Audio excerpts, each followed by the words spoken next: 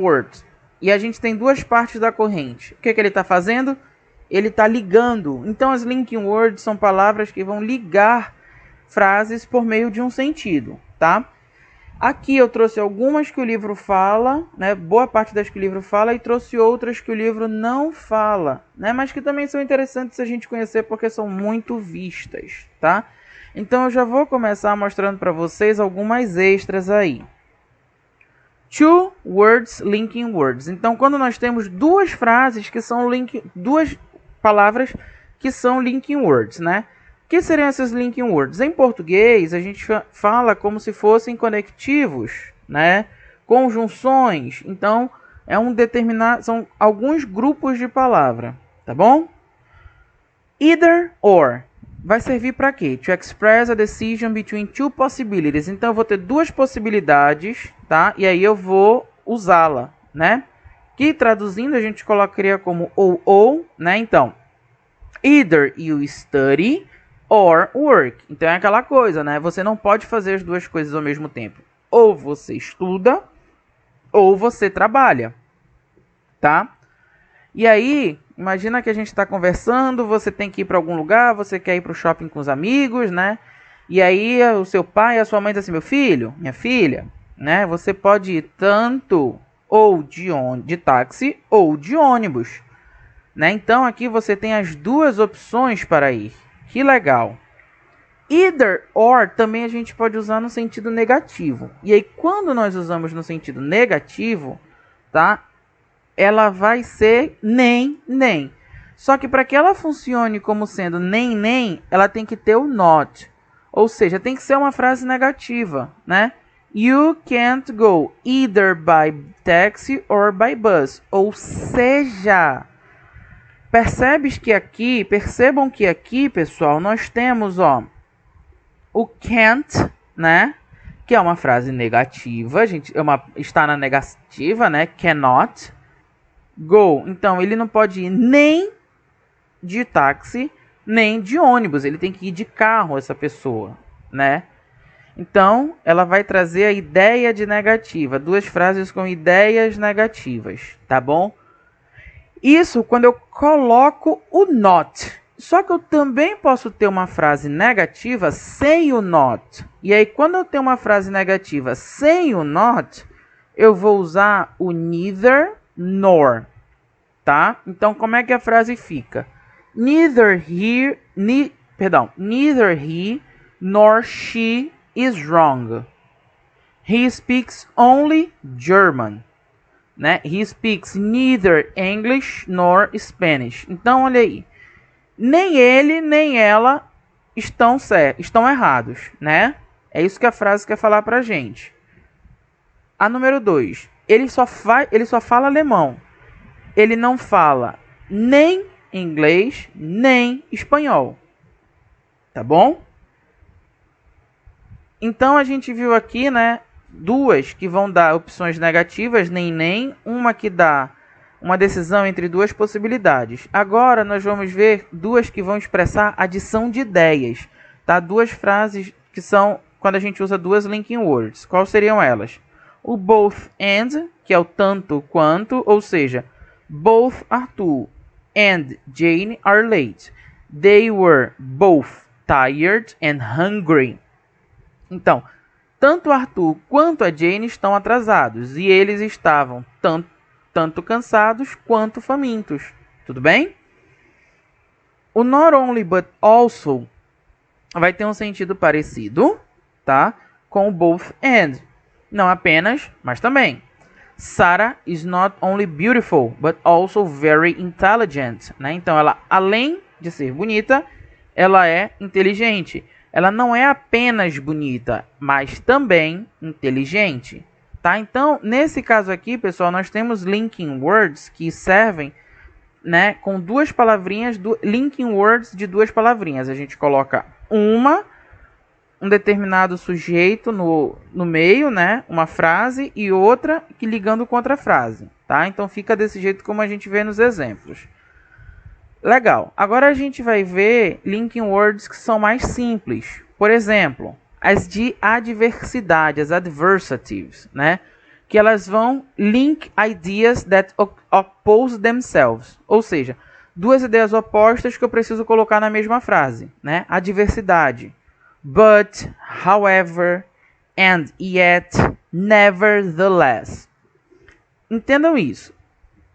Traduzindo literalmente, né? A gente tem aí o but significando mais e porém. O however, contudo e entretanto, né? O yet, and yet, e contudo e no entanto, tá? E o nevertheless, não obstante, mesmo assim. Porém, tudo bem? But, né? Eles são sinônimos, né? Então, mas, porém, contudo, todavia, entretanto, não obstante, mesmo assim são, né? Vão estar ali no mesmo grupo, tá? De adversativas, né? De conjunções adversativas. Em inglês é a mesma coisa, né? Salvo engano, conjunções adversativas, né? Depois a gente vê com Portuguese teacher. Mas he had no qualifications, but he got the job. However, he got the job. And yet, he got the job. Nevertheless, he got the job. Então, ó, a pessoa, né, aí do exemplo, ela não tinha qualificação profissional, tá? Então, pela sequência lógica, o que deveria acontecer? Já que ela não tem qualificação profissional, não será empregada, né? Porém, ocorre o oposto. Então, he had no qualifications, but he got the job.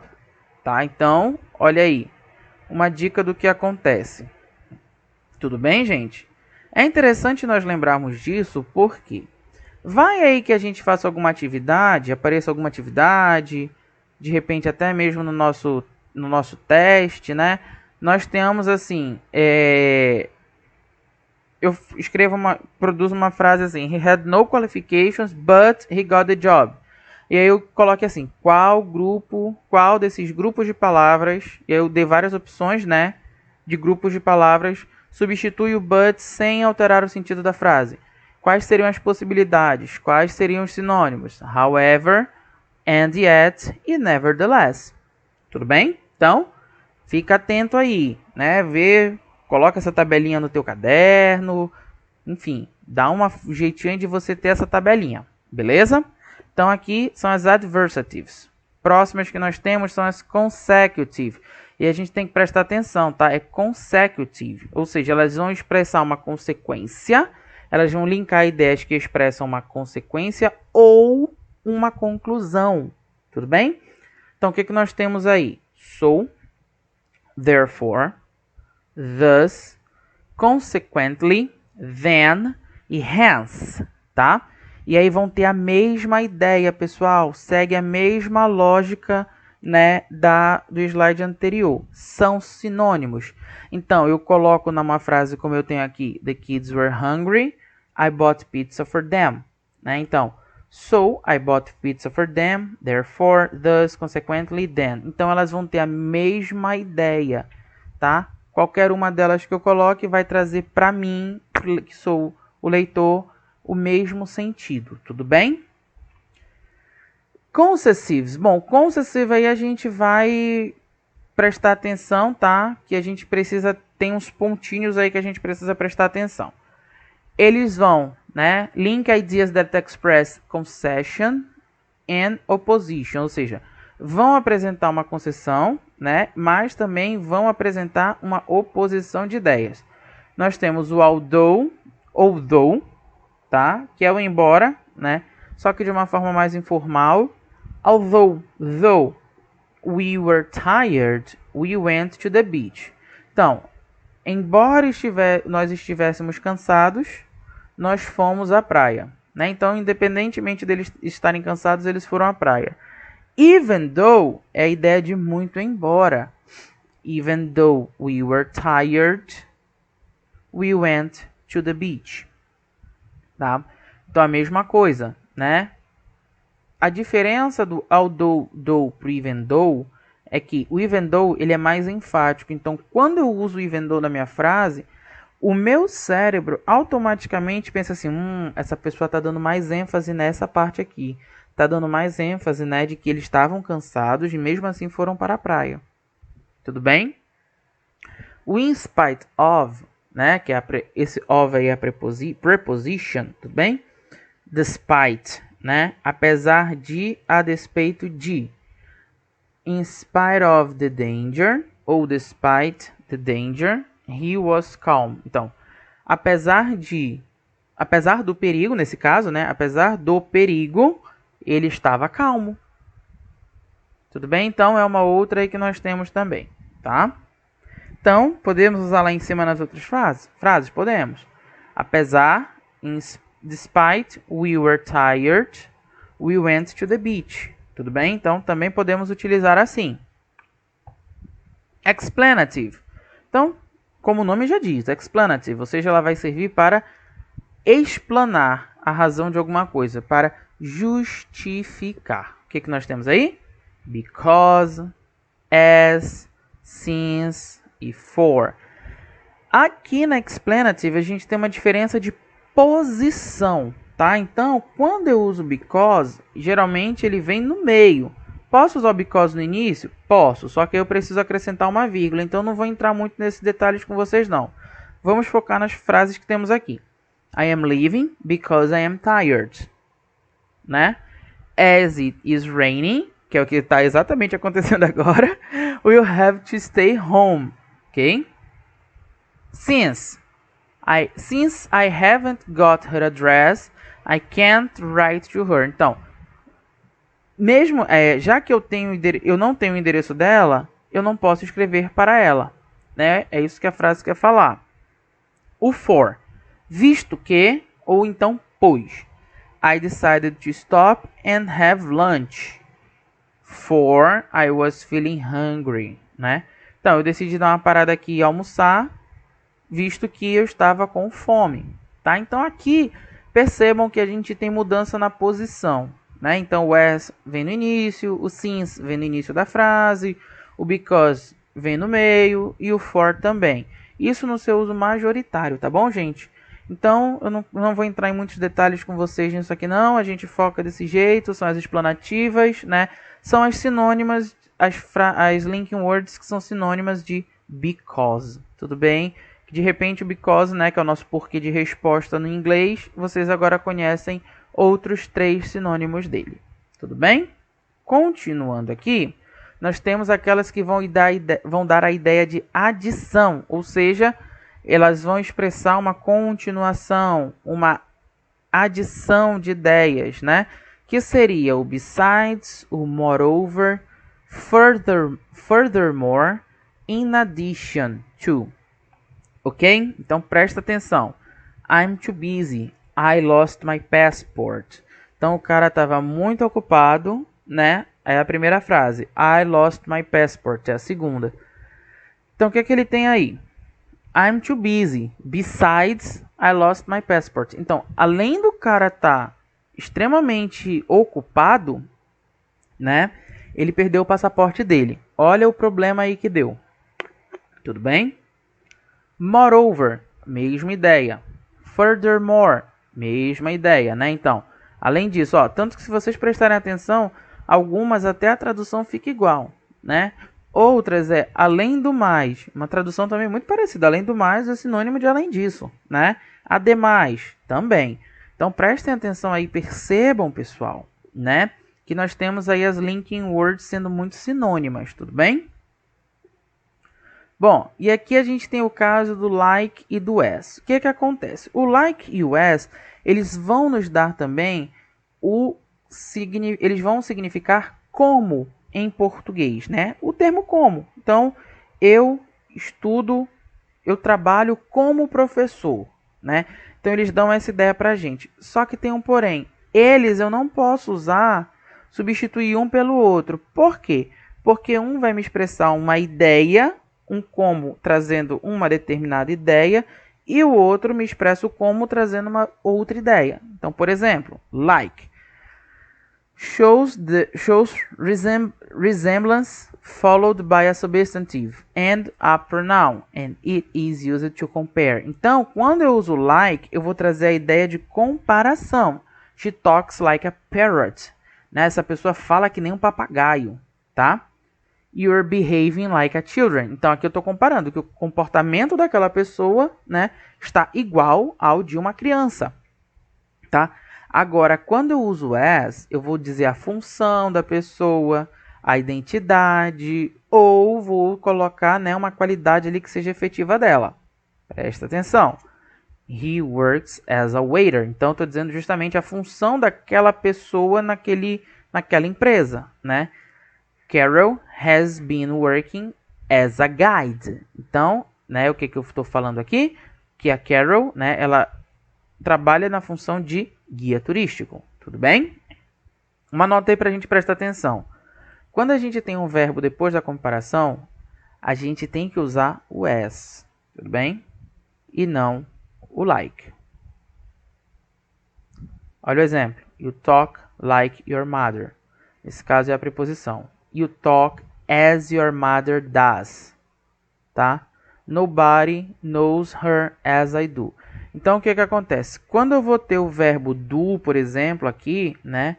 Que é uma... Isso aí, gente, até é uma outra forma de falar, um pouco até menos usual, tá? Mas quando nós temos esse das aqui, né? Esse das aqui, aí a gente tem que usar o as, tá bom? A gente não pode dizer you talk like your mother does. Isso tá errado, tá? Nós precisamos usar o as. Beleza, gente? Então, pessoal, com isso, tá?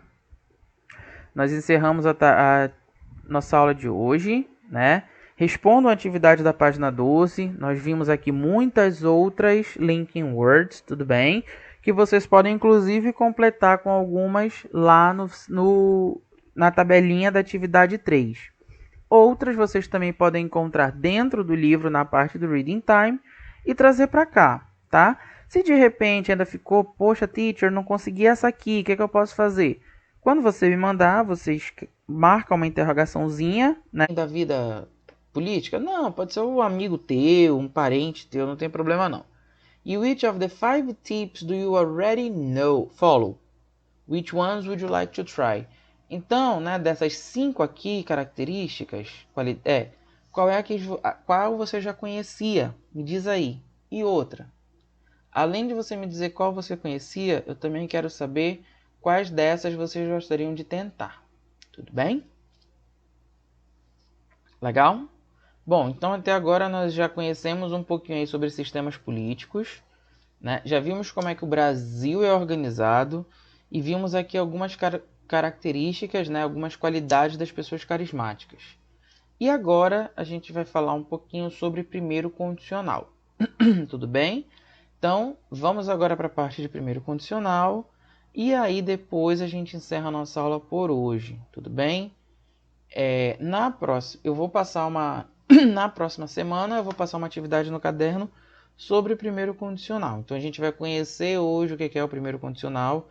Vocês resolvem essa atividadezinha aqui da página 21, tá bom?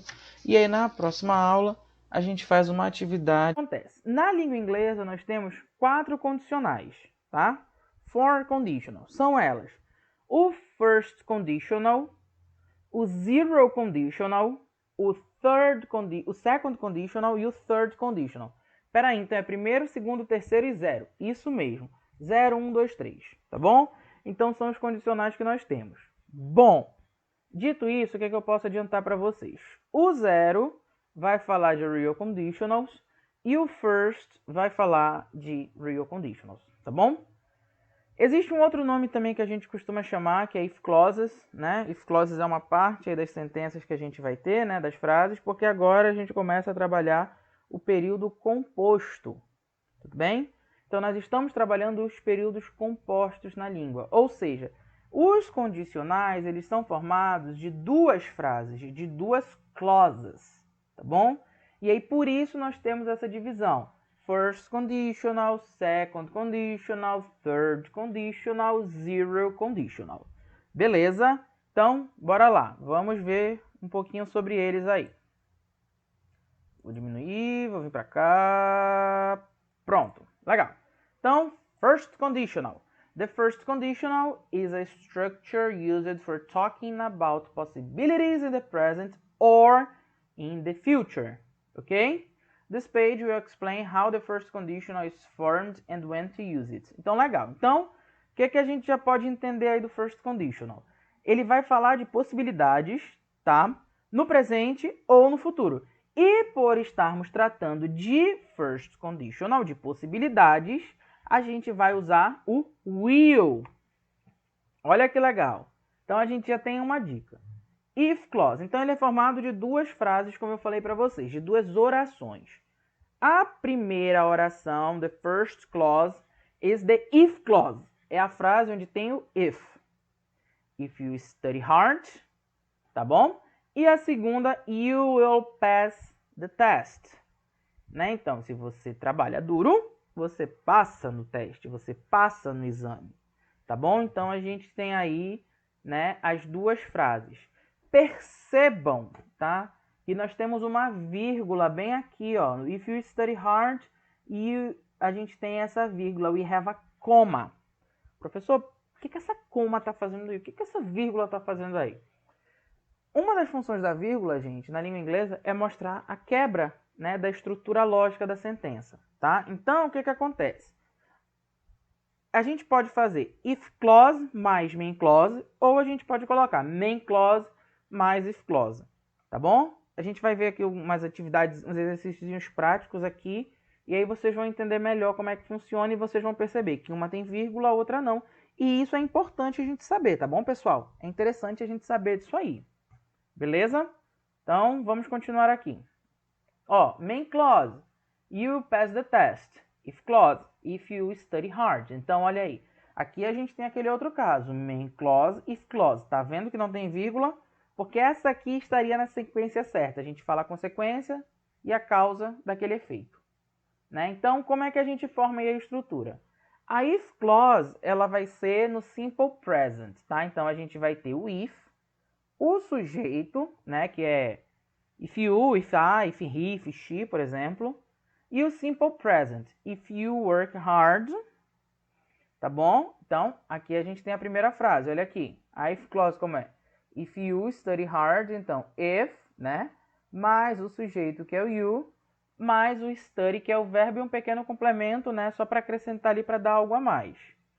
Tá bom? E aí na main clause, como é que vai ficar? A main clause, ela vai trazer o sujeito mais o will mais um verbo. Ou seja, a gente faz o futuro simples. You will pass the test. Tudo bem? Então, legal, aqui nós temos a if clause. Bom, então, agora o que nós veremos? Justamente o uso. Tudo bem? Então, como é que nós usamos? Para que a gente usa o first conditional?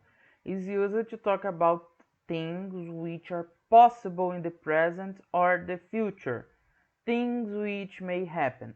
Ou seja, a probabilidade, pessoal, disso acontecer é alta. Tudo bem? Claro, a gente está falando de futuro, a gente está falando de possibilidade, de probabilidade.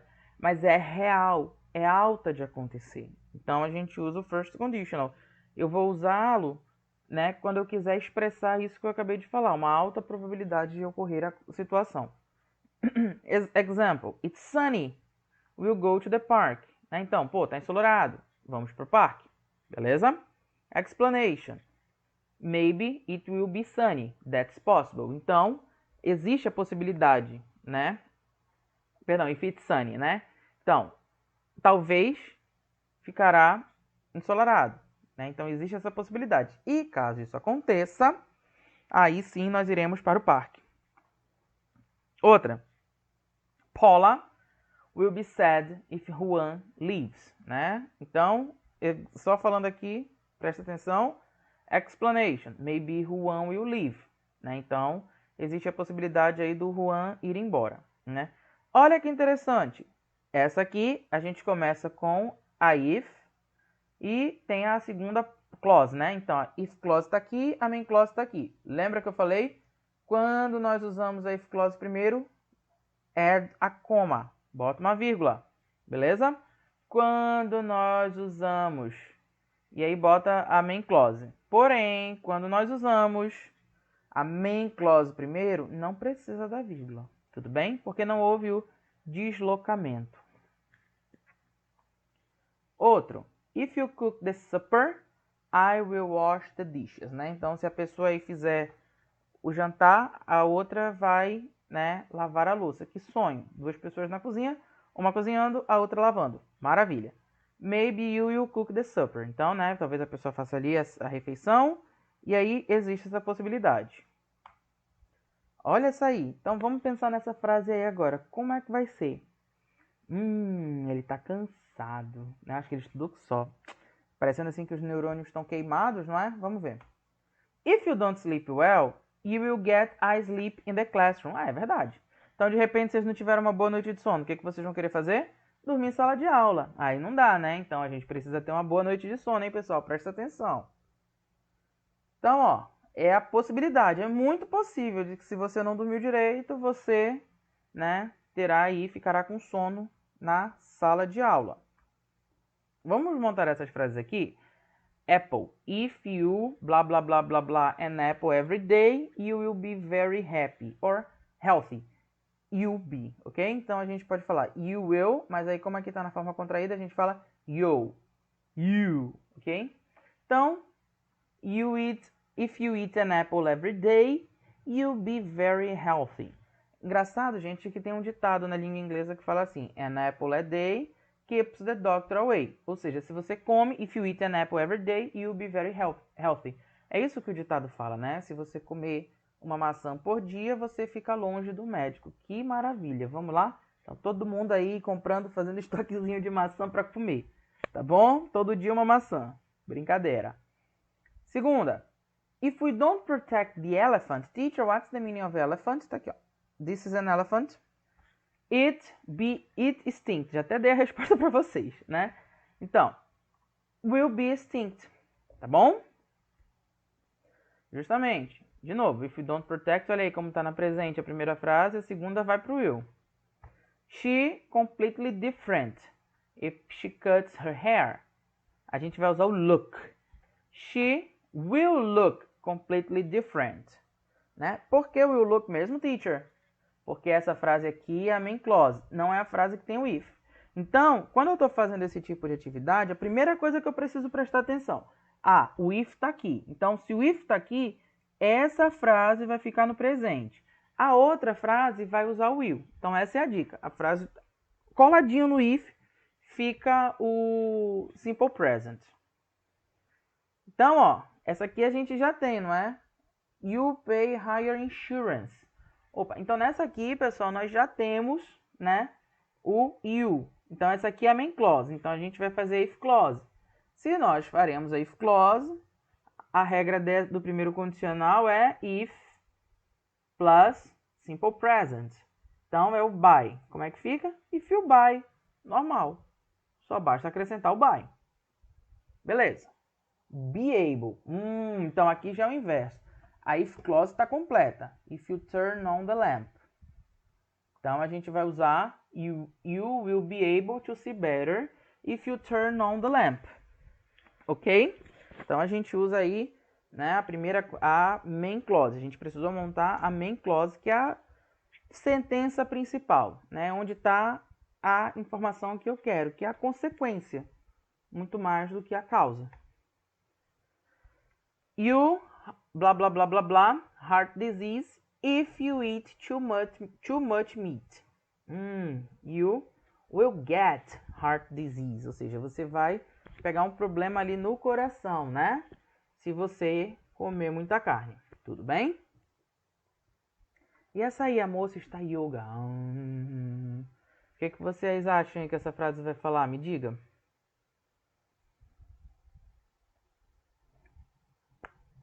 Bom, pode ser. If you practice